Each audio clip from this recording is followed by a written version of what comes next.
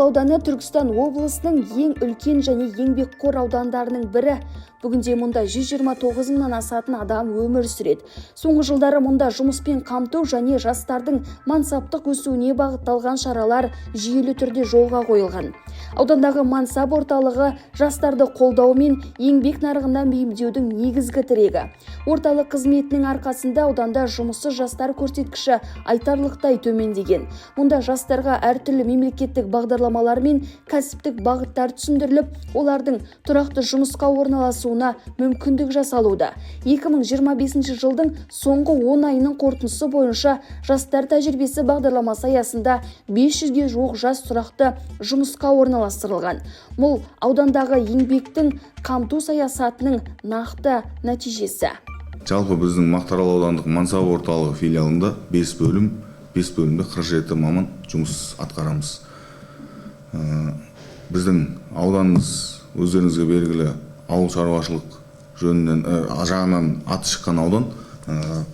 Сондықтан бізде барлық жаңағы жұмыспен қамту мәселесі не осы ауыл шаруашылық кішігірім өндіріс жағынан біз биылғы жылды жұмысшы мамандықтар жылы болып атағандықтан ауданымызда бізде 2 колледж бар.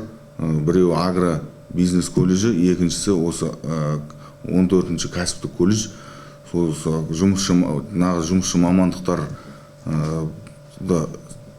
даярлайтын оқу орындары, сол оқу орындарымен тығыз байланыста жұмыс жүргізіп жатырмыз. 2 колледжбен меморандум өткізгенбіз, жаңағы бітіруші түлектерін жұмыспен қамту бойынша.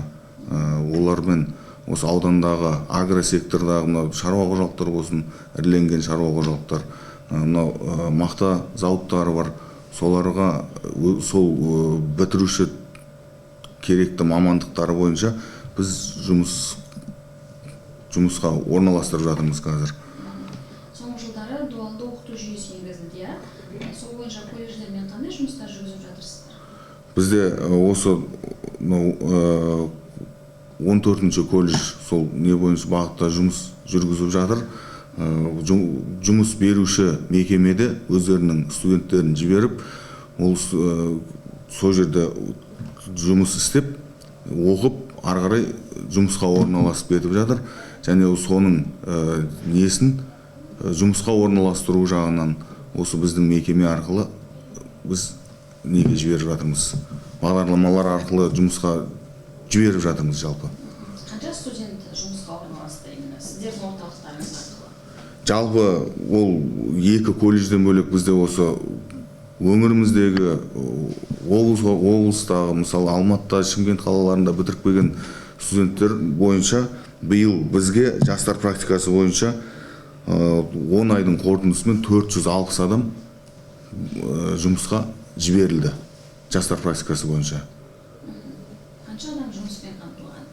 Қанша адам жұмыссыз қазір ауданда? Жалпы біздің ауданымызда 129 мыңдай халық тұрады.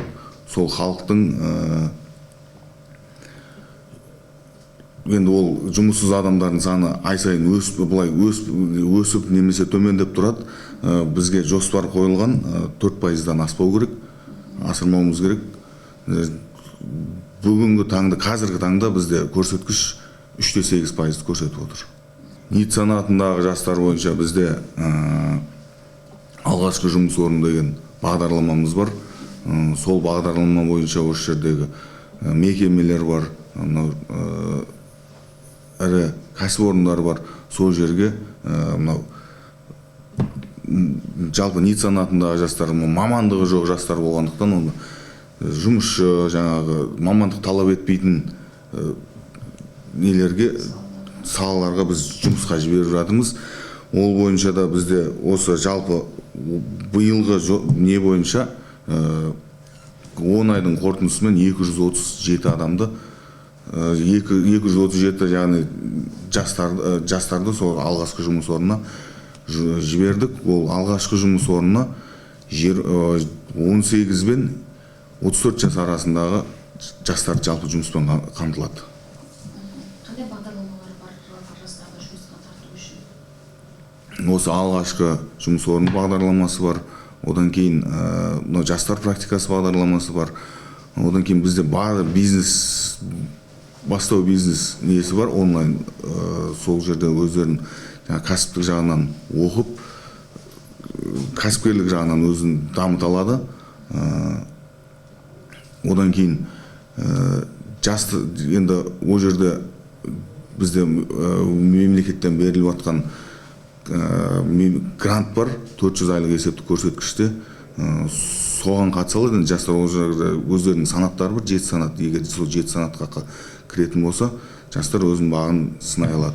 Биылдыққа бізге 109 орын берілген, сол жаңағы мемлекеттік грант бойынша 2 лекпен өтті. Осы аудандағы облыстық мәслихаттан, аудандық мәслихаттан, аудандағы бақ өкілдерінен, одан кейін кәсіпкерлерден құралған комиссия болды.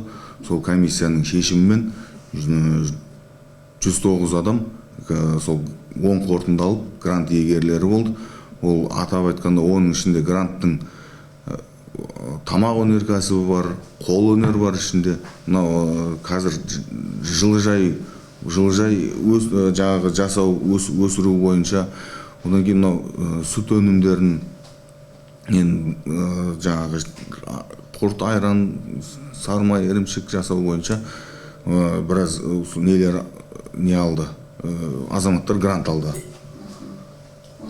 Осы бағыттар бойынша. Сіздер жұмыс жасайтын бағыттардың бірі жаңа атаулы әлеуметтік көмекке, сол бойынша қанша адам алады, ол бойынша қандай жұмыстар жүргізіліп жатыр, соны кетіңізші. Жалпы біздің ауданымызға 860 отбасы 860 отбасы не алу керек болады, жоспар қойылған, содан аспау керек деген атаулы әлеуметтік алуда. Қазіргі таңда біз 750-дей отбасы неғып атаулы әлеуметтік көмек алып жатыр. Олардың ішінде де жаңа қазір кезең-кезеңмен тапсырылады. Дәл қазір ең соңғы несі 4-ші квартал дейміз. 4-ші кварталға құжаттар қабылданып жатыр енді. Одан кейін грантты ұтып алғаннан кейін біз зерделеу жұмыстарын жүргізіп, жұмыстарына бақылау жүргіземіз. Жаңағы сол жаңағы грантты сол порталға өздері квартал сайын есептерін тапсырып тұрады. Сол есеп бойынша біз зерделеу жұмыстарын жүргізіп тұрамыз. Бір жыл көлемінде жеке кәсіпкерлігін ашады. Ол жерде жаңағы жұмыспен қасына жұмысшы алып, өзіне жаңағыдай көмекші ретінде жұмысқа алып, кәсіпкерлігін бастайды. Биылғы жылы қанша адам мемлекеттік грант алды? 109 адам грант алды, 2 лекке бөлінді ол. 400 айлық есептік көрсеткіш көлемінде грант алды барлығы. Енді ол грант иегерлері өздерінің өнімдерін жалпы сатып, кәсібін дөңгелету ғой. Сіздер арқылы олар өздеріне жарнама жасайды, біріншіден. Әлеуметтік желі арқылы, телеарна арқылы. Сөйтіп, оны жергілікті телеканалдар арқылы да біз нәтижелерін көрсетіп тұрамыз. Енді ол зерделеп неғып отқан несімен кәсібін жалпы мемлекеттің қолдауымен істелініп отқан жұмыстар болғаннан кейін ол өз өнімін сатып, кәсіпкерлікке бет бұрып, мемлекеттен алынатын көмектерден арылу есебі болып, жалпы мақсаты сондай ғой. Сұхбаттан соң біз Мақтаарал аудандық мансап орталығының басшысымен бірге жас кәсіпкерлерді араладық. Солардың бірі Мадияр Өтепберген, ол жиһаз жасаумен айналысады. Мемлекеттік грант арқылы өзіне қажетті техниканы сатып алып, кәсібін дамытуға мүмкіндік алған. Бастапқыда Мадияр аудан орталығына барып техниканы пайдаланып жұмыс істеген. Қазір кәсібі одан әрі өркендеп, тапсырыстардың саны көбейген. Жас кәсіпкердің бұл жетістігі ауданның жастарға көрсетіп отырған қолдауының нақты нәтижесі. Мақтаарал Түркістан облысы Мақтаарал ауданы Мырзакент кентінде тұрамыз. Осы мемлекет тарапынан көмек грант алдық. Сол грантпен артымызда тұрған аппаратты алдық. бұған дейін біз осы жиһаз саласында жұмыс істеп келгенбіз. Сол жиһаз саласында жұмыс жасап, осы станокқа біз қатты тәуелді болдық. Одан кейін біз мынау көршілес ауданымызға барып істетіп келіп жүретінбіз. Соны жұмысымызды жеңілдету үшін және сапаны арттыру үшін осы станокты алып, өкіметке қолдауынан пайдаланып осы аппаратты алдық. Аллаға шүкір, қазір таңда істеп жатырмыз. Қазіргі біздің істейтін жұмысымыз жиһаз саласында именно корпусный мебель дейді бізде. Корпусный мебельдер тапсырыс бойынша да істейміз. Өзіміздің қазір семейный кәсіп, енді алдағы уақытта тағы да дамытып, бұдан да қатты шыңдатсақ деп жатырмық, бұйыртса.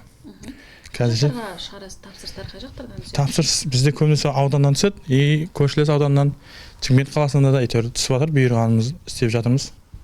Қазір таңда істеп, апарып, үйіне орнатып, өзі тапсырыс берушінің көңілдегенде өзінің қалауындай қылып істеп орнатып береміз. Сол жұмыс істеп, қазір таңда осындай жұмыс барысы жүріп жатыр. Мансап орталығының қолдауымен жас кәсіпкерлер өз ісін дамытып табысқа жетуде. Солардың бірі Бауыржан Алиев. Ол үйінің жанынан шлакоблок жасайтын цех ашқан. Айтуы бойынша 2019 жылдан бері отбасының адал күн көрісін осы кәсіп арқылы тауып келеді. Мемлекеттік грант алған соң Бауыржан өзіне қажетті құрал жабдықтарды сатып алып, кәсібін кеңейтті. Қазір ол 2 адамды тұрақты жұмысқа орналастырып, тапсырыстарды толықтай атқарып отыр. Көп балалы әке ретінде ол күн суыса да жұмысын тоқтатпай, әр тапсырысты жауапкершілікпен орындайтынын айтады. Мынау 2019-да бастадым осы кәсібімді. Семьямызбен бастағанбыз. Қазір балдар алып, 1-2 бала алып істетіп жатырмын. Жақсы, сұраныс жақсы, көбейіп жатыр. Мен өзім келешекте заводный да істесем ба деп жатырмын. Пеноблок, газоблок, брусчатка істей берсем, қоса берсем ба деп жатырмын. Оған көп жай керек емес та. Жақсы болып жатыр жұмыс. Осы 2019-дан бері істеп жатырмын. Жақсы табысымыз. Еліме, халқыма рахмет, қолдау беріп жатыр. Дамый береміз, Құдай қаласа, жақсы болады алды. Мақтаарал ауданында жас кәсіпкерлерге көрсетіліп отырған қолдау кәсібін дамытуға және экономикалық белсенділікті арттыруға нақты септігін тигізуде.